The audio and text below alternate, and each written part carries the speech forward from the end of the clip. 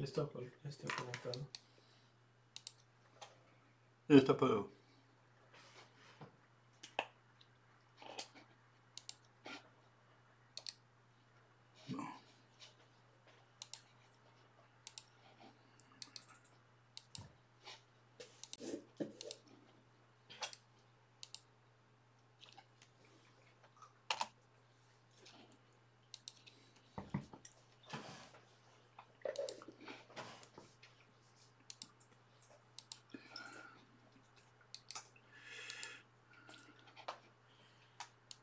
So it looks like you had a big chat with your brother. Mm-hmm. We're talking physics, obviously. Oh, yeah. Words? So it looks like, I thought we were a physics channel. yeah, we are. I guess that means you received it. I bet that's how a lot of people kind of perceive your semantic things. Like I say, isn't he a physics guy? Like, Yeah. if some outsider were to see your video, like, he talks a lot about words. I thought this was a physics channel. Yeah, this is a physics channel. Hello, everyone. But you're more an English teacher. Well, that's a good question. I mean, title today is words, and so I guess Hans here on the other side of the desk. Hi, guys. Is disputing whether that has anything to do with physics. No, I'm not disputing it. I think there are people who would dispute it. Oh, then those people are wrong. It's always very simple. always take the blame off of you. A friend of mine once said... Yeah, no, all these people are wrong. That's it. It's easy. No, words. Are words important? Well, I'm saying they are. You simply can't do physics without words. And I know it's kind of a boring subject for some of you, maybe. Maybe you say, well, Bill, I thought, this is a science channel, specifically a physics channel. Like, get to the science already. Right, and we want to talk about what? Energy, mass, and fields, and I don't know what else.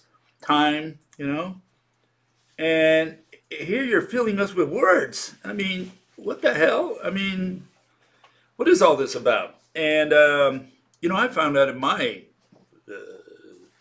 incursion into physics that 99% of the problems are problems with language. That sounds like an overstatement. No, absolutely not. It's an understatement, totally an understatement, because there's a totally misapprehension or misconception that, physics, specifically with science in general, but physics in particular, have to do with what? It has to do with, experiments, making predictions, mathematics, technology. And so that compels, because I have a totally different idea of what science is, then it compels you to say, well, let's begin by defining what science is. Then we can move on to all these other subjects. But we absolutely need to define what science is. So I define science as rational explanations. And people say, well, that's your philosophy. Wait, hold on. Uh-huh. Hold on, continue. Yeah, they say that's your philosophy. That's your way of thinking. That's not what science is. Okay, then please define science for me in a concise, unambiguous manner so that I know exactly what you mean by science, okay? And when you look at the definitions of science that are out there, they're 2 pages long. The definitions of science. The definition, it's got all this wording. It has all the criteria, basically. Yeah. Because it's an umbrella term in which... Covers every base. Yeah. It has to cover the disciplines of chemistry, biology, physics, everything we commonly know. And excludes history, economics. That's not science. Yeah. That's social psychology sciences. Or psychiatry. Social sciences, they kind of... Yeah, but social sciences is disregarded as, that's philosophy. That's not really science, right? Purpose. And so we do need to get a handle on this word science to begin with, and I think a good place to start is defining what the word science means. And it turns out, again, that they have 2-page long definition, and that already gives you an idea that people don't, professionals, we're not talking about the common people out there, the people who never did any science or don't care about science or whatever. I'm talking about the specialists, the people, the graduate, the PhDs, etc. All these people never found a need to define words scientifically and therefore never learned how to define words scientifically. That's two different things. Uh-huh. What is science and what is the scientific definition are two different. No, I agree. But this is what I'm getting at. I'm saying that they never learn how to define words scientifically. And the clue there is that if you want to define words scientifically, the shorter you make your definition, the easier it is to defend, the harder it is to attack. When you put a lot of words there, and ifs, ands, and buts, and commas, and semicolons, and I don't know what else, like the criminal code in the United States, I know because I read it. I read quite a bit of that. And, they look at the, just an example, right? The mail fraud statute, it's a page long. It's got all these semicolons and ifs, ands, and buts. And again, the purpose of that whole law is to cover every base if they can. There's been so many ways that people got out of being punished. And so the Congress went in there and said, let's modify the law. And they just made this enormous monster that if you read it, you say, who understands this? You really need a lawyer to understand just that paragraph. But isn't that what definitions kind of have to do? No, it's the other way around. That's what I'm saying. I'm saying that the more words you put in there, the more people can start attacking you and say, well, what about this? I don't agree with this because it then gives you an example and destroys your idea of that. But it sounds like the opposite, because if you put like 3 words, then it's like too vague. You're not getting to specific. But that's the way the foundation should be. Not vague. Not vague. That's not the word. The correct word, I think, is umbrella. In other words, you got to have anything that's read, done. That kind of thing. More or less like that. In other words, what you want to do is, I give the example of the word object. Well, I'm saying that, it's that which has shape. And there's no way you can produce an object to me that has no shape. What object are you going to put? And so the word object, I identify it with shape because shape is universal for all objects. And so shape has to be included in the definition. I don't care if you want to, later on, we can fight about that. You can include mass, you can include volume, you can include that it moves, you can do anything you want. But for sure, you better include the word shape in there, because all objects in the universe that God invented or that Mother Nature evolved, by anyone's standard, you have to have shape. Right. And the only property that concepts don't have is shape. So it's like, that's a distinguishing point. It's like a black or a white, and that allows you to use it consistently. And that gives you a good example of why defining words is kind of crucial, especially when you're trying to lay the foundations for a discipline. That's my point. My point is, you go to a forum and you might want to discuss physics or science or whatever, and you get into a debate with someone and you start arguing. Before you argue, please define the foundations. It's better to dedicate your energies, right, to discussing the foundations and establishing the proper definitions before you move on to saying, well, the reason the Earth moves around the sun is because it's sitting on space-time, and space-time it gets warped, and that's what gravity is. Before you get into all that, into the specifics, define the foundations. Because that's where, again, 99.99% of the problems lie in the definitions of words. What's an example of the most recent time where language was something you found on Quora, that language was the reason there was a miscommunication or the person was flat out just irrational? Well, I'm working, as I look at questions in Quora, I find that a lot of people ask qualitative type of question. If you're a normal human being out there who doesn't know anything about math, don't care about math, you just want to know, why does a pencil drop to the ground, that kind of thing. It's a qualitative question. And the answer they give you has nothing to do with your qualitative question. They start going into equations, saying, well, this is what quantum found out, and they try to turn it into a qualitative answer, but they're all Yeah, they start. No, they try to give you a qualitative answer, but they found it on quantitative concepts. But what's it got to do with the okay? But now? yeah, that's what I'm saying. So what happens? What happens is these people want a qualitative answer. For qualitative answers, you need ordinary speech. You don't need equation. You don't need numbers. You don't need functions and equations and variables and numbers and so on. Not ordinary speech, though. Scientific speech. Let's get that right. Yeah, but as a minimum, I mean, even if you don't get into scientific language, correct. Even if you get into ordinary speech, you get a pygmy from the jungles. His language is limited. He just deals with bows and arrows and animals and whatever. How do you explain to him, gravity or magnetism? Well, you got to say something in very simple terms to him. And you say, well, this is the way it works. How are you going to explain that to him? Well, you're going to use language. You're not going to use math or equations with a pygmy. That's one issue. The other issue is that Mother Nature doesn't understand all the abstract concepts that we invented, including all the mathematical concepts. Mother Nature doesn't know what 2 is. She doesn't know what 2 is. Mother Nature doesn't know what a function is, an equation. She doesn't deal with that stuff. She deals with objects. Asteroid hits moon. She understands that. And she doesn't give them names. Yeah, and don't tell me about speed and acceleration. She doesn't care about all that stuff. So good old Mother Nature. Yeah, good old Mother Nature. Old Mama Hubbard. Sounds like our God or something.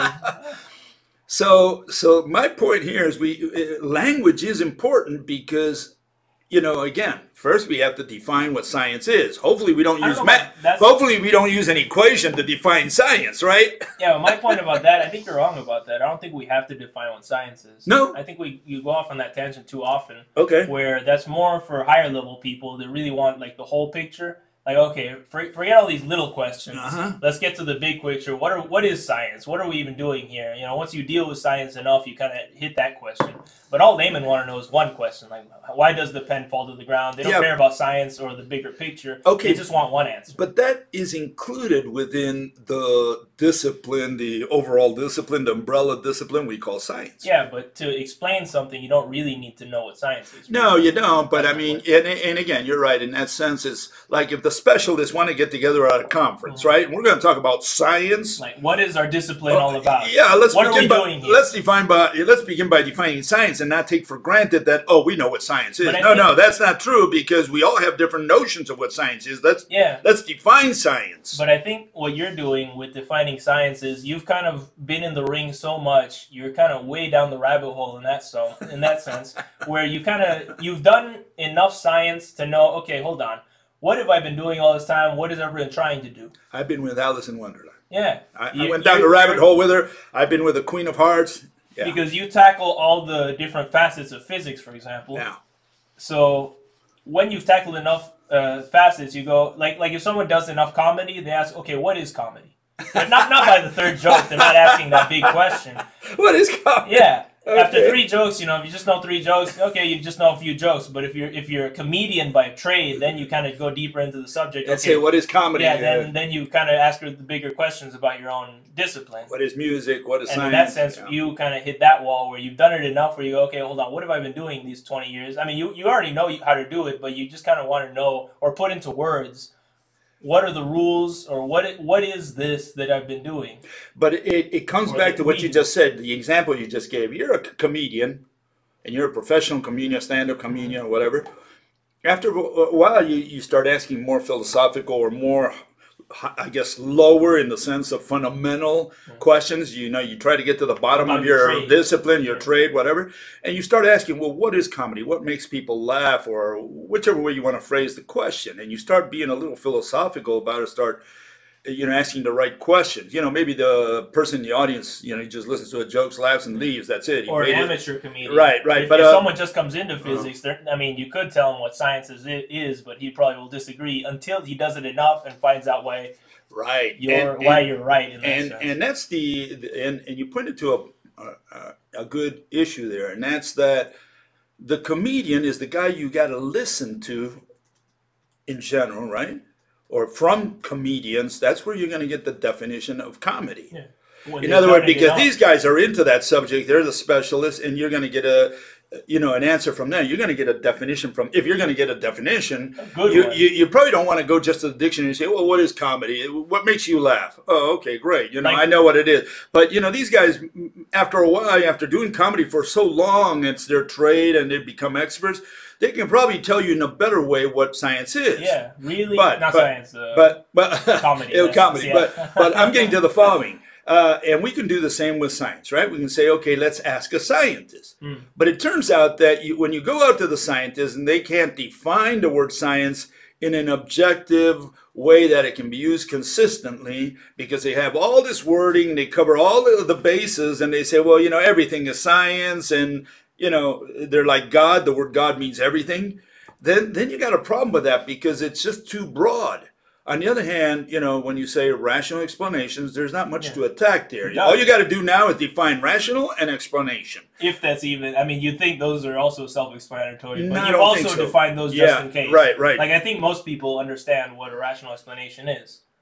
I don't think they do. But maybe you can give them like curveball and like a test. You give them a question like, "Is this a rational explanation? Is this?" And they might get 90% of them right. Right. In that sense, I think they'll get most okay, I kind of know what science is. And not only that, I think if you, to a rational individual, a thinking and being, even impartial guy, right, with a middle education, if you tell them, look, if you move a concept, that's irrational, I think you'll say, yeah, that sounds. I wouldn't use the word irrational for some reason. I just call it like weird or like I don't know. Yeah, well, that's one of the weird, but one of the criteria for it. Does not compute basically. But I don't know. Irrational that word somehow is tainted with like crazy. No, but and again, remember we're referring to the theory. In other words, the explanation. If someone explains to me and says he moved love from A to B, and you say, look, that's irrational because you're moving a concept, I think most people will agree and say, well, yeah, I think you're right.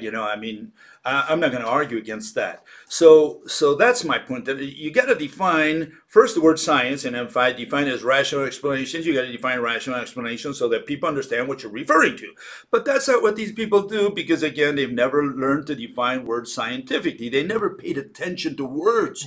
Yeah. They just take the word out of the dictionary, whatever they learned in high school, which is the words they feed you at first, which is from ordinary speech, from the ordinary dictionary, and they just use these words without paying attention to them. They say, look, I don't want to deal with grammar. I want to deal with equations, with variables, with numbers.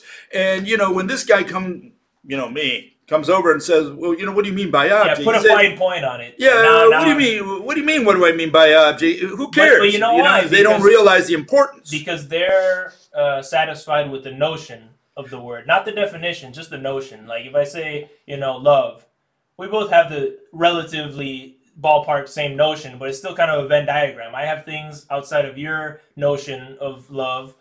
You're the product of love. Yeah, but it's like, or take whatever, justice, anything. Like we both have our own forms of sense of justice, or whatever you want to call it.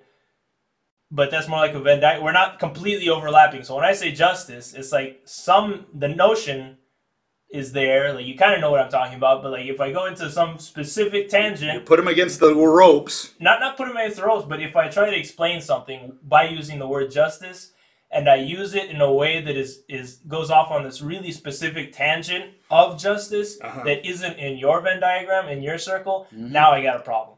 Because now I'm explaining something with my theory that you don't understand because you don't use the word justice in the same way. Yeah. That's why notions of words don't suffice in science.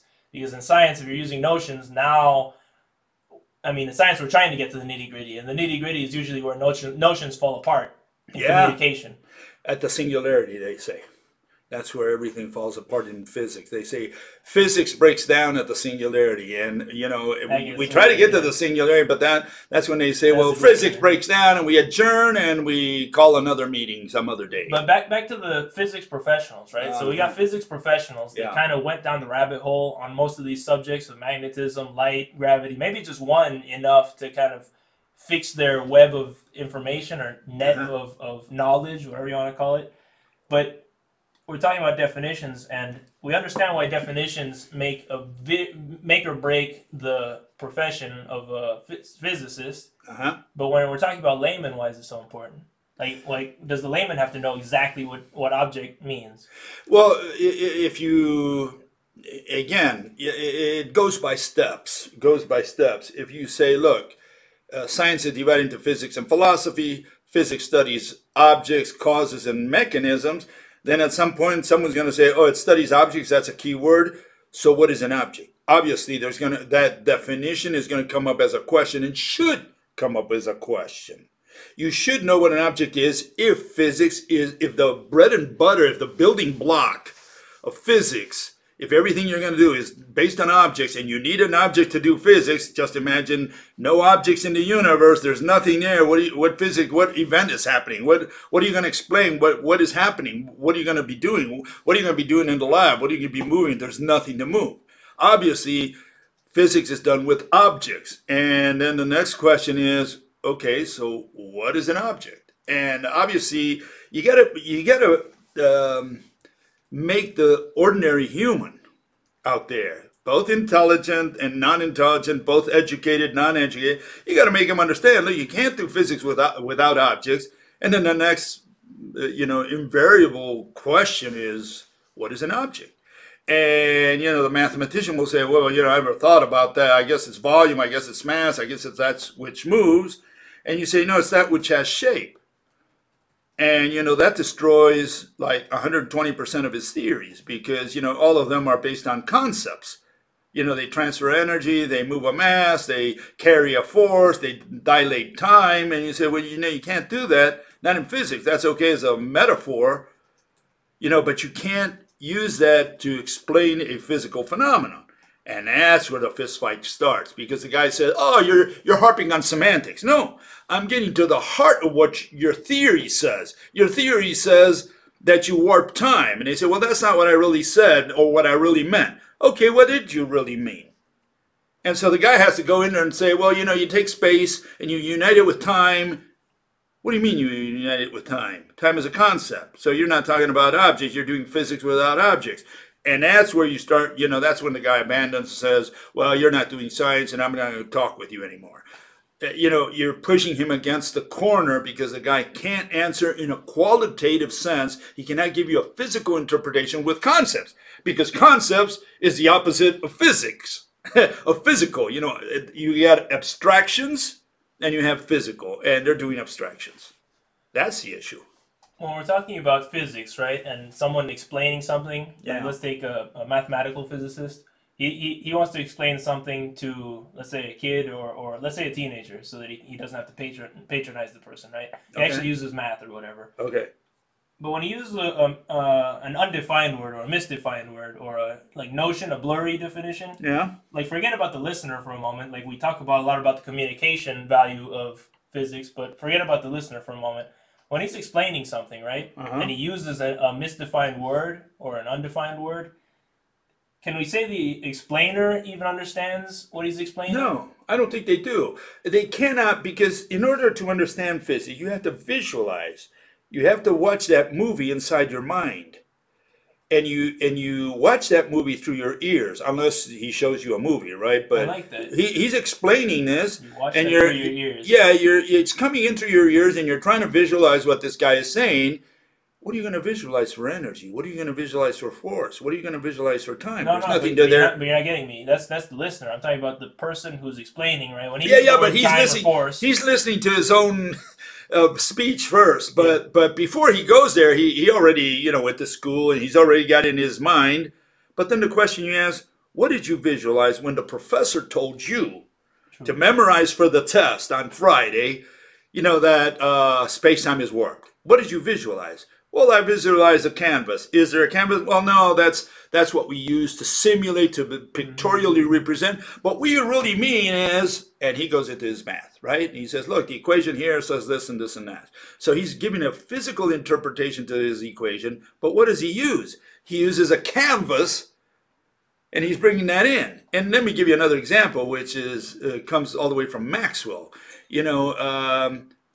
Maxwell essentially, based on a lot of the research that was done up till the 1850s, 19th century, people like Faraday and so on, Oersted, he came up and he said, okay, I finally figured it out. With these equations, I can show that light is an electromagnetic wave and travels at 300,000 kilometers per second. When he said that, right? When he said that, When right? he said that, what was... Yeah, and so the question is, what was he visualizing? Yeah. And if you go into his books, which I read, by the way, you go into his book, he has a definition for the wave, for the electromagnetic wave, specifically for the word field, because the electromagnetic wave is electric field, magnetic field, right? And they go orthogonally to each other.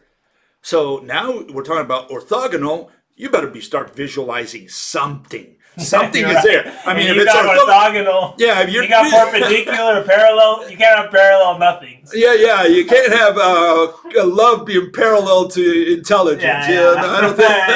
I mean, that maybe in philosophy, maybe I don't know, in some kind of abstract metaphorical way, but or maybe surrealistic for Dali and all these other, even they have to draw something, I guess. Even if they draw your conscience or whatever, they got to put something on the board. This is a conscience. Whatever they show has got to represent what you got here in your head. But, Maxwell, he said, okay, electric and magnetic fields. Okay, they're orthogonal. Okay, so what did he draw? Well, and he goes in there and he says, we think there is some kind of ether made of particles, and he's kind of postulating that, he's making that assumption, that supposition. What else could he do? 1850s, 1860. He really wrote his book in 1864, published it in 1865. And he said, this is the best we have today. That's fine. Right? And that is fine. That is fine, because he was concerned more about describing it mathematically than about visualizing. But he makes a very important point. He says, look, Michael Faraday, who was his senior, he was like 40 years older. I mean, Faraday was like 40 or 50 years old when Maxwell was born. Okay, so there was a big difference in their ages. But, Faraday had done all these experiments. He made all these dissertations at the Royal Institution, called philosophical magazines and so on. And so he spoke a lot about his experiments. And then finally Maxwell said, look, I don't deal with experiments. What I do is math. And he took all of Faraday's observations, he put it into a math form, and he says, okay. And remember also at the time we had people like Fizeau and Foucault in France. They measured the speed of light. So they had all these little pieces of data. They say, okay, we have light travels at 300,000 kilometers per second. Here this guy says the magnetic field generates the electric field. The other guy says the electric field generates the magnetic field. So Maxwell kind of rounded all that up, put it together. He says, okay, I think I figured it out. Look, this is the equation. It explains that life is a transverse wave already determined by... Life or light? Light. Light is a transverse wave already figured out by, what was his name? French guy. Sometimes I forget his name. Auguste Fresnel. Okay, so he already had figured out in the 1820s, that light is some kind of transverse wave. He used it to explain polarization. So, Maxwell took all these bits and pieces, he put it together, he came up with his 4 famous equations, and he said, okay, I think I know what I'm talking about. I can describe this thing.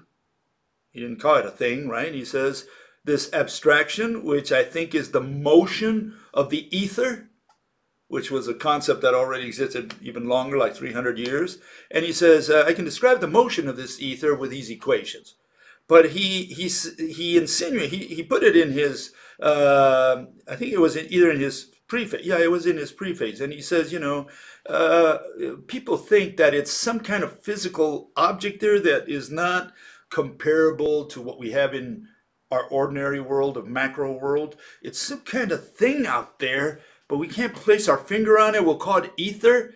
But I'm not going to talk about the ether. I'm going to describe its motion. He said that. So they got into this abstraction. From there, they continued to build all the way to today. on the electromagnetic wave. And the wave eventually turned into the particle, collapses into the particle. The particle travels as a wave and then collapses when it hits something into a particle. And that's what we have today. But it all comes from those days. And again, it's all abstract because they never defined the object that is in there. Or more precisely said, when they say that word, when they utter it, it doesn't give you anything to put in your movie. Correct. And so these people veered off into abstractions and forget about the definitions. What are we talking about? Let me give you an example here. And it's in the case of what we have today in quantum mechanics. If you look at the Slit experiment, they always start with a wave. They say, look, light, it's so strange because they say a photon, right? You heard of the word photon. What do you think of? A little ball, some kind of tiny ball. That's not what it is. They start out, they say, look, a photon is a wave. What? What do you mean a photon? I thought in the standard model it shows up as a little dot, as a little particle, a little ball, and now you're telling me it's an extended object called a wave? Okay, that's how they start. They say, look, we send waves. Why? Because with waves we can explain interference, constructive and destructive. And they show it with water waves. They say, look, you throw two stones into water at the same time, right? Or just shake the water in two places, and the waves, the ripples come out, and they interfere with each other. Where the ripples are in sync, you get constructive interference. Where they're out of sync, you get destructive interference. So that's the first thing they explain. But now they go to the next step and they say, as soon as it touches something, it automatically collapses, as they say, the wave collapse, right? It collapses into a particle. It turns into, this spread out thing, somehow gets concentrated suddenly, surreptitiously, and turns into a little particle, a dot. And now they explain the rest with a dot. And so they've done all these experiments. They also treat the electron as a dot. And so now they say, well, let's do the experiment with photons, let's do it with electrons, and let's see what we get. And they try covering one of the slits. They try observing one of the slits, and they say, every time we do something like that, we interfere with a particle. And you say, okay, so because you kind of, by looking at it, you threw photons at it, and you moved the particle out of the way or whatever, you interfered with it, and so you can't look at the experiment because every time you look, you affect the experiment. Okay, fine. So what happens? The particle, so-called particle, goes through both slits. And they have to do this because the particle has to recombine the wave notion of the particle, if you can possibly imagine such a thing, the wave notion of the particle. Now the wave has to interfere in order to produce the interference fringes. Wait, we have to say that again. The particle goes through both slits? Exactly. The particle is at two places. No, it's at three places at once. It also hits the center of the slit. So the particle, one particle, just kind of is at three places at once for this experiment. It could be at many places, but at least in three. It goes through one slit, the other one, and the third one of this particle hits the center. It's not like the particle splits in three. It's the same particle at three locations. Let's make that clear. Because now the particle has to come back and interfere with itself in order to produce the constructive and destructive fringes, bands, on the wall. And so we got one particle in three places. Yeah. Okay, so that's the first problem. Then what happens? It turns out, okay, you say the particle, and they say, well, the particle is not a particle. What do you mean? I thought you defined particle as a corpuscle. No, that's not what it is. It's a field. What do you mean it's a field? Yeah, a particle is really a field. It's everywhere at once. There's this field that extends from the particle out to the edge of the universe.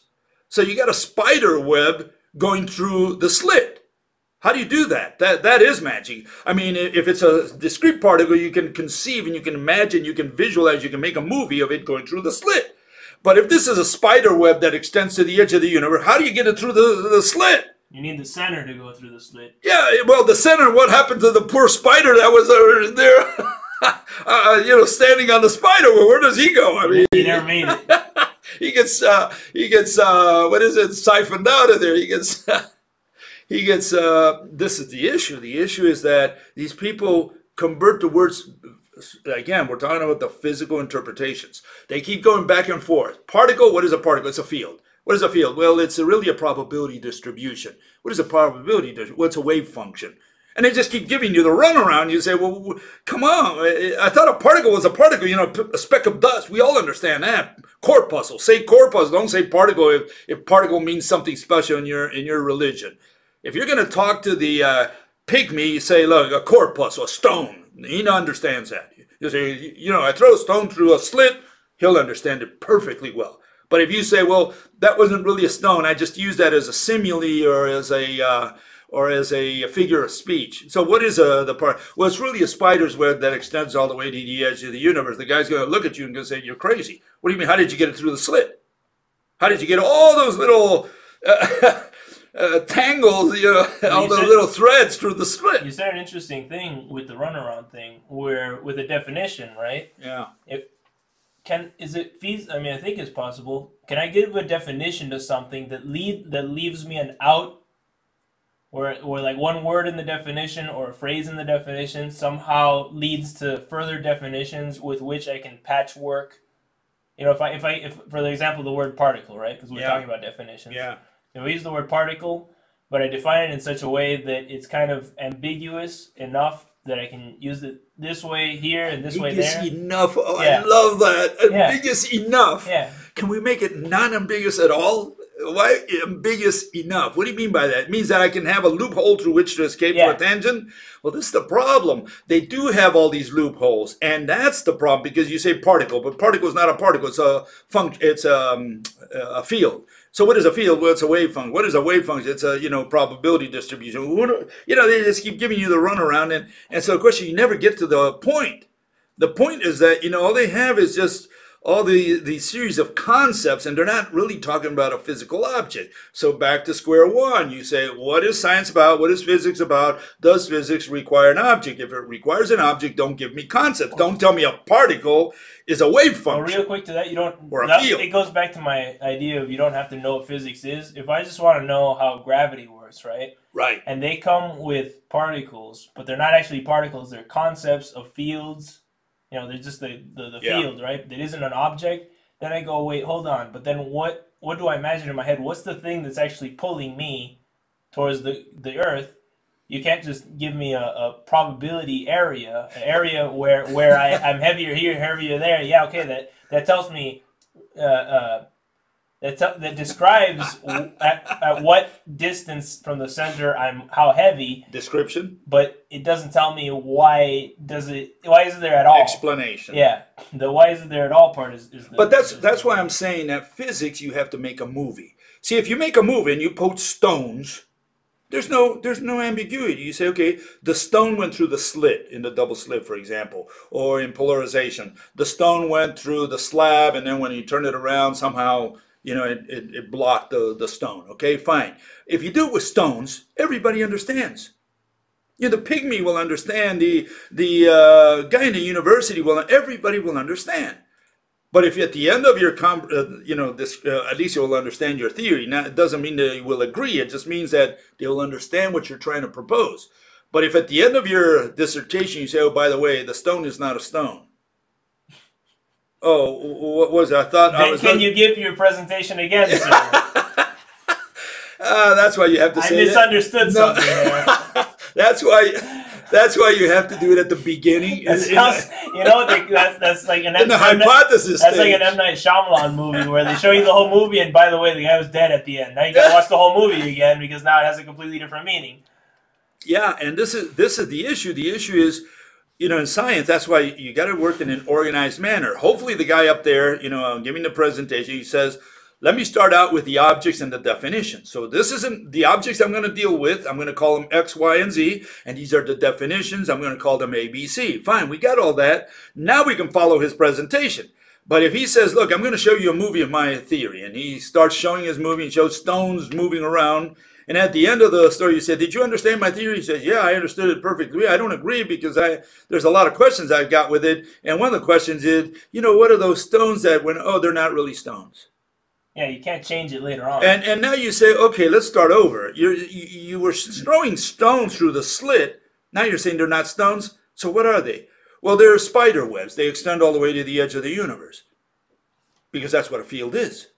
It's a radial system of values, of Yeah. magnitudes. That's all there is, a field. And you get the definition from the two guys, Faraday, who invented the word, and Maxwell, who propagated it. He disseminated this word. And so these guys are the ones who really pushed the word field, and today it's become a monster because nobody knows what a field is. In other words, and what I mean by that is, yeah, they knew what a field is. It's a region of space around an object that has all these values. And you say, well, a region of space with values is what went through the slit? Is that what you're trying to tell me? Yeah. And so the guy said, well, you need to take a college course to understand what I'm talking about. Buddy, no, you took the college course to be able to explain this to me. Right. And to bring it down to my level. Yeah, your whole job is to bring this down to understandable level. You can't. I mean, their whole job is to make it understandable to the layman. If at any point they say, oh, you have to go to the university, then what do I need you for? Einstein said, you can't explain it to a barmaid, then you don't know it well enough. No, it's worse. Feynman says, if you can't explain it to a 10-year-old, well, something similar, like, then you don't know it well enough also. Yeah, it's worse. If you can't explain it to a 10-year-old, you're not doing your job. Yeah. That's their whole job is to figure out the secrets of the universe and then bring back that information. Not just leave it there for you to go pick it up at the university too. And what I like is the irony. The irony is that Feynman was asked, okay, how does a magnet work? And he went through all this rigmarole, 20 minutes talking about nonsense, and he couldn't explain it to a 10-year-old, so I guess he didn't know it well enough. Because he said, it depends on who you want to talk. If you really want to get into deep, you got to take a college course. But then what do we need them for? That's what I don't get. What do you need the physicists? Their whole job is to go and come back with the information, give it to everyone else. But what they do is they go pick up the information, get horrified by what they saw or something, come back traumatized, and they say, you have to go by yourself. They got horrified by what they don't understand. Yeah, but this... No, but I mean, this is simple. Here's a stick, right? And you let go of it, and it falls to the ground. I mean, how complicated is this system? We're talking about a stick. We're talking about the earth, I guess, because it falls to the ground, to the center of the earth, we say. The system is very simple. If you don't like that, you got two magnets. One attracts the other. I think I've got it here somewhere. Here it is, two magnets. That's the entire system. I mean, do you need to go to a university to understand the mechanism, how this attracts that? Or be able to explain it to someone? Yeah, I mean, we're not talking about, remember, this is a very simple system. Two pieces of metal, one attracts the other.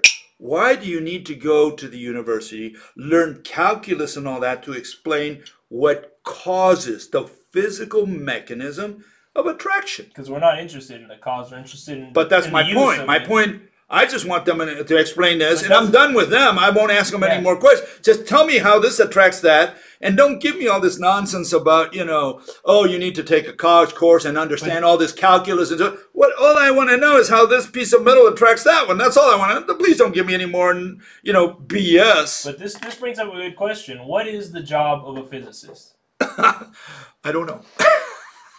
If you had to say, assuming someone were paying you, right? Yeah. I mean, they are. We're doing Patreon. Yeah. What is your job? To explain. That's what I think a mathematician should do. To explain, a physicist should do. A mathematician. Yeah, mathematician. It'd be nice if they explained too. But that's my point. To explain, right? Right, to explain. So if I go to a physicist, right? Yeah. They should be able to explain and not tell me, oh, you have to find out by yourself. If I go to you and I say, Pops, how does a magnet work? Yeah.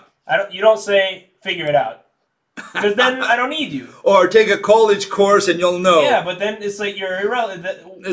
Then you didn't do your job. Physics isn't, it's twofold. It's one, figuring it out for yourself. Yeah. But two, I think the real important part of a physicist is really explaining it to others.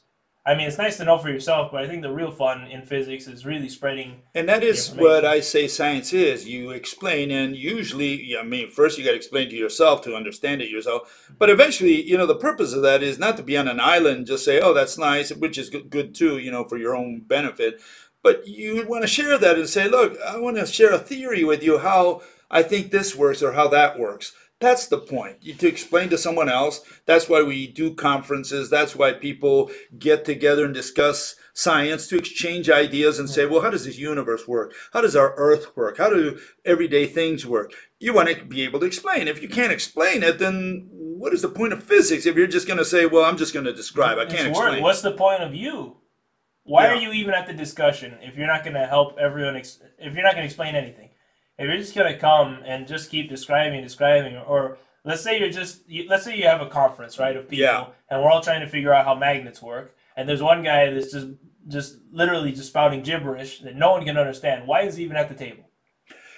And there's another issue involved with that question. That's, you have all these people saying that science, because they equate mathematical physics with science. Here, let me put a little thing that I've got here. Where is it? Here it is. Here you have Professor Donald Simonek. He's emeritus professor at a university in Pennsylvania, and you have Nobel Prize Steven Weinberg. This is what they say. First guy says, science doesn't explain, science describes. He's referring to mathematics, really, because that's all that mathematics can do. And then Steven Weinberg was also asked, how about the explanations, etc., about mathematics, he was asked. And he said, well, I don't think mathematics can ever be regarded as an explanation in itself of anything. And this is not always well understood. So now keep that in mind for a second. So if that's the case, you wonder, well, why are these people always trying to give a physical interpretation? I mean, if math only describes, and that's all that mathematics can do, an equation is just a description, why do they move that extra step and say, this is the physical interpretation, this is the explanation, this is the mechanism? And they give you a nonsense mechanism, where they move energy or they dilate time or whatever, and you say, well, hold it, that's irrational. And they say, well, yeah, see, because you got to take a math course to understand it. No, I don't need a math. You already did the math. You showed me the equation. That's fine. But now you're giving a physical interpretation to that equation. Why do I have to take, for the physical interpretation part, for the qualitative part, why do I have to take a course at the university? This is something you can explain in qualitative terms, ordinary speech, ordinary language. You should be able to, more or less, maybe, maybe you need some special terms there, but in general, you should be able to make a movie of your physical interpretation. I watch the movie and I'll understand it. And so the question is, why do they go that extra mile, try to explain something when math has no such power, no such authority? Because that's all we really care about deep down. The common man, yeah. No, even physicists. Mathematical physicists. I think they really do, or at least at some point, they really did want to know how does the universe work. Yeah. I think they still do, most of them. Do they? I don't know. But they just kind of, at some point, maybe just get disenchanted because the best that... Frustrated. But because the best that we've got, we excluding you, is what they get. So they get that. It's like, okay, if this is all we got, then this must be what it is. So you just kind of stop searching. Yeah, but see, these people have gone to college, and from generation to generation, since the 1920s at least, since at least the Fifth Solvay Conference, they said, look, we can't understand the universe. Don't try to explain it. We'll never understand the universe. All we can do is describe it. And there's a couple statements from Niels Bohr, especially, who was the guru at the time.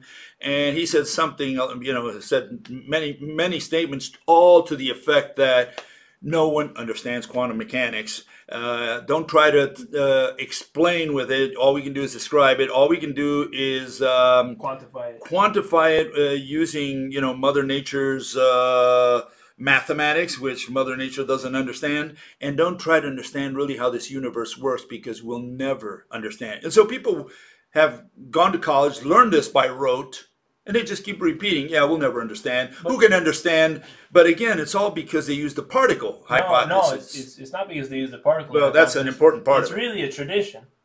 What is a tradition? Why does a father pass down a tradition to his son? Because it's worked for X amount of years. I mean, you just said it. Physics has been this way since 1900s. 1920s, yeah. It's been this old, right? We've had no problem. This is what everyone has been saying for 100 years. Yeah. Almost. 2 years off. X amount of geniuses have tackled this problem. Who are you to question? It's really a huge tradition and authority, but it's more than authority. It's tradition kind of trumps authority in that sense, because tradition is a collective authority. It's authority past authority over authority. The authority in 1920 said it. The authority in 1930 said it. 1940, generational generation by generation. Everyone's been saying this. Why question it? On top of the fact that you need it for your test. Or you don't pass, you don't graduate, and you don't become a physicist, right? And if you're not a physicist, how are you going to not explain things to people? That would suck. Yeah. And so, again, you know, it's one of those things that you do need to define words. You need to be absolutely certain of what, rigorously, right? You need to be absolutely certain of what you're talking about, what you're referring to, especially if you're going to make a movie. Imagine you're the director of a movie. You better know what the objects are in that movie, because that's going to appear in each one of your frames, and you better separate the objects from the concepts. If you're going to talk about motion, for example, orbit, or anything of that nature, where there's something dynamic going on, that's fine. You can talk about that, but you in each frame you're going to have to put some physical object. What are you going to put in there? You're going to put energy. You're going to put mass. That's a good point. Actually, I want to turn that on its head, because it's really the objects that we don't really have a problem with imagining. It's when you talk, because we really aren't, we're never trying to explain an object, right? We're always trying to explain a phenomenon, a concept. Can't explain an object. Object you point to. Exactly, but in a way, we're not explaining, like whenever we want to explain the phenomenon of magnetism or the phenomenon of gravity, it's really a concept in a way that we're trying to explain. Yeah. Because it's a mechanism. It's a happening. The mechanism itself. Exactly, which is, so... Energy is a mechanism. So if you throw a whole bunch of objects at me, no problem. I can just make a collection of that in a room in my head. I just make it in my head. I just imagine everything you say. But when you start throwing concepts at me, now it's tricky, because essentially with a concept, you're giving me a recipe to how to move these objects or how they interact with each other. It's already an object in motion, by the way. What do you mean? Yeah, a concept already is an object in motion. Yeah, but I'm saying if you take any concept, right? You throw love or justice at me. Swimming, anything. Yeah. Now you're taking one of these objects in my head and you're gonna move it in a specific way. You're giving me instructions on how to move with any one specific object with every concept that you throw at me. You're giving me instructions to move one of these. Yeah. So the objects, I don't think people have a problem with. I mean, I know. Mathematical physicists get that wrong. They kind of, they use concepts as objects. But I think the normal pleb, the normal person, anyone just wants to know, how do I move these objects so that this phenomenon makes sense? Yeah. And when you start throwing concepts that you haven't rigorously defined, now you're giving them vague instructions to move these objects. You can have a ball in your hand. Not only that, there's a second issue, and that's that if you have 10 people in the audience, they're all going to understand something different. Because everybody's going to imagine something according to their upbringing, because you haven't specified it to them. If you put a rock and everybody sees the rock, I guess everybody imagines the same thing because that's what they're visualizing. But if you say a concept such as energy, well, this guy imagines a spirit because he's a religious person. He says, I know what he's talking about. He's talking about an angel or a spirit or a ghost. The other guy thinks it's a cloud of smoke of some kind. The other one thinks of an equation. He said, well, no, that means an equation. So everybody's going to understand something different because there is nothing to visualize with that word. In a way, Can it be said, okay, we got objects, right? Object is just a shape in your head. Yeah. Like, just talking about explaining theory. You have a theory, you explain it. With objects, we got objects and concepts. We don't have anything else, any other words. So with objects, I think it's easy. You say ball, I just imagine what you point to. Yeah. But then with concepts, is it fair to say that concepts are essentially instructions? Instructions for the objects in my head. If you use any concept, any concept word, a recipe, you're essentially it's more instruction.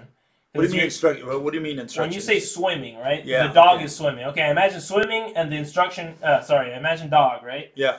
And the instruction is swimming because swimming is a concept. So by default, it's going to be an instruction that you attach to an object in my head to move it. How do I move this dog? He's swimming. Okay, now I have to imagine the water. I mean, obviously, you probably said that one too. So now you move the dog in a swimming fashion. Okay. And I think you can. The same could be said for all concepts. Anytime you define a concept, now it's kind of like you're giving an instruction. At least the action concepts, like the verbs.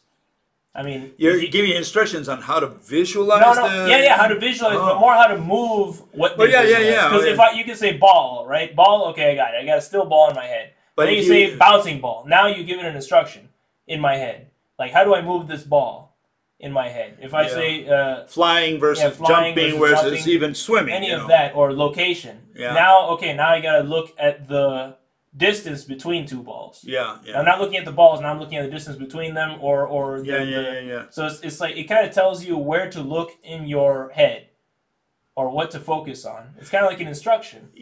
Okay, that's one way of looking at it. I'd have to look at that a little deeper. But that's where the problem comes in with undefined words, because an undefined word is a vague instruction. Yeah, what I see with undefined words is that first people imagine something different. Everyone understands something different. Second, if you define a word but you use too many words, with so many, trying to cover all the bases, like saying an if, an and but, and so on, semicolon here, comma there, then first it's easier to tear down, because the more factors you include, the easier it is to say, well, how about this one, and how about this exception here? That's one issue. The other issue is that if it's lengthy, it means that, you really haven't pinpointed the concept, especially if it's a fundamental concept. That's a good point. How do you can't be wordy? How do you visualize a concept? You can't. There's no visualize objects. No, you're wrong. Oh, okay. Because I'm wrong. Yeah, you're wrong. Okay, you're not irrational. You're wrong here, because I'll take that up. If you say later, the dominoes are falling, right? You can't explain why. You can't explain anything without a concept. Let's start there. Correct. Yeah. But that's what I'm saying. Well, you can't explain anything without an object. Hold it. You can't explain anything. Yeah, obviously, but you can have objects in your head, but you need to put them in motion. Be able to visualize, and that's what I mean with how do you visualize a concept. Obviously, there's no shape of falling, right? Yeah, and you have to put them in motion. What are you visualizing when you use a concept? When I say, what's a good concept word? Exist, right? That's a concept? Yeah, but it's a static concept. You picked the wrong one. Well, okay, give me a swimming or flying. Okay, let's take flying. Yeah, right? Flying is a better concept. If you take flying, and you talk about a bird, flying? Yeah, you need to put an airplane. You need to put an eagle. And then you need it in motion. You need a ball. You need an eagle. You need an airplane. Something out there, a balloon, to talk about flying. You need to put an object, and then yes, you need to show it. Instructions. I don't know about the word instruction. I'll have to think about it. But yeah, you're essentially putting a movie of it. But then you would have to define the word flying, so that you distinguish it from swimming or jumping or running or any other concept, dynamic concept, orbit. You would have to distinguish those so that you can use them consistently. You say, look, jumping is not the same thing as running, which is not the same thing as flying or swimming. Then people can say, okay, this is black, this is white, this is red, this is blue. They can separate these colors in their minds, at least, how these words are being defined. But if you don't make that distinction and you simply take the words of ordinary speech, which may not, like let's assume you go to the dictionary and say flying, it's a type of motion. Okay, so it's jumping. So how are they different? Well, now you got to go a step deeper and say, well, this one is this and this one's that. You got to separate those two words in some way if you're going to define them. Okay, but back to the instruction thing. Even with static concepts, what you call static concepts, like exist, right? Yeah. That which has location is how you define it. Yeah. So you have object which has location. Yeah. So when someone says exist, you're giving instructions on what are you looking at. You're looking at the object, its location, essentially. You're giving instructions. Okay, when you say God exists, what in your head? Where's the camera going to make sure something exists? And one way to get to that point is making a movie, because then you say, this is what's in my mind. Yeah, that's like putting what's in your head outwards. But and it also reduces the crowd's interpretation. Because if you just give words, let's say you don't have a movie, right? You just tell the story. Well, people might interpret things differently. Yeah. If you make a movie, everybody sees the same frames. They might still have different ideas, but it gets them more uniform to say, really okay. Bottlenecks it. Yeah, it kind of tunnels them, sends them through the tunnel. Everybody more or less understands the same thing. You want to leave no room for interpretation. In physics, is the exact opposite of poetry. In poetry, you kind of want to make it so that there's a lot of room for interpretation. Yeah, so with physics, you want to make it so that everyone understood the exact same thing. That's a good analogy. Poetry, you wanna leave room for interpretation. I call it mislead. You want to mislead, right? Poetry, you want to mislead because the purpose of poetry is to get you to fantasize. Yeah, to say something but mean something else, or mean something else. You say one thing, but imply that you meant something else. So it's up to the other person to figure out, okay, what did he mean? So then they start going off on tangents. Oh, he meant this, and the other guy says, "Oh no, he meant that." So it's left up to interpret, like the Bible. It gets interpreted so many ways, however way you need it. Essentially, and that's written, physics, and it's written in the case of the Bible. So in a way, it being written it doesn't equate to a movie. If the Bible was a movie, now it gets weird. Well, because now there's no interpretation. Well, hold it. That's an interesting point, because now the Bible. Let's say you take the scene of creation, or God creating man, right? And as long as you read it in the book, you say, okay, so God created the universe, he created the birds and the bees and everything else, then he created Adam and Eve. Fine. And now you say, well, you're trying to imagine, how did he do that? Or you can skip the imagination. Well, yeah, no, but my point is, people try to imagine what happened. Some imagine it in a vague way, others take it literally, etc. Now you put it on the screen. Now you bring God in there, you say, okay, Joey, you're going to do the part of God. Yeah. And so you dress him up with a beard and a magic wand, say, okay, now you're going to be God. You ask him to stand somewhere. Right. Now you film this. Now he has location. You film this, and you see this guy making Adam and Eve. And with Adam and Eve, what happens? And now, people come out from the background and everything. You see all the details. No, but there's something else. Maybe they're all the same size, God and Adam and Eve. Or maybe you got to make them like a giant. The details. And so now you say, well, was God a giant, or was he a spirit? Yeah, I imagined them differently. Wait, why does he have a magic wand? Right, that's where the clash comes. Now all the details. It's like you say, a picture's worth 1,000 words, and a movie's worth 1,000 pictures. So if you make a movie of something, 10,000 pictures. Yeah. If you got a movie of something, right now, you cut off so many interpretations by making him white, by giving him a beard, by giving him a wand, by giving him slippers. God is black. God is black and is a woman. Yeah, she is white. Yeah, she is black. Whatever. But she's got sandals on, right? She's got a wand. She's the same height as Adam and Eve. Sandals? Yeah, same height as Adam and Eve. It's like all these details which kind of get left out in the traditional version. They don't talk about what he looks like, what he does, any of that. He just says he did it. And this is the issue. The issue is when you make a movie, a lot of the interpretations either get whittled off or they get more uniform, because you can't interpret too much from the movie. Yeah. Now you can deny the movie and say, well, that's not literal. They just took the literal reading of the Bible and that's what they put under. Yeah. But that's what physics is. Physics is literal. It's only literal. So if you're not going to explain it literally, well, then you're not doing physics. And that's why I don't read, ladies and gentlemen. I only watch movies because it's more scientific. In this day and age, yeah. Okay, anyways, we'll continue on tomorrow, same time, same station. We might change the subject, but this is an interesting subject, and all I want to leave you with that last notion. You do need to clarify words. You need to identify words. You need to explain words. You need to define words before you get into a debate about physics or science or whatever. Because if we're not going to be using movies, if we're going to do the next best thing, which is words, now we got to be really precise. Especially in that case. But if, physics is done with objects, but if you're just going to do concepts, you're just going to use words, then hopefully you define them very precisely so that people don't have, ambiguous interpretations of them.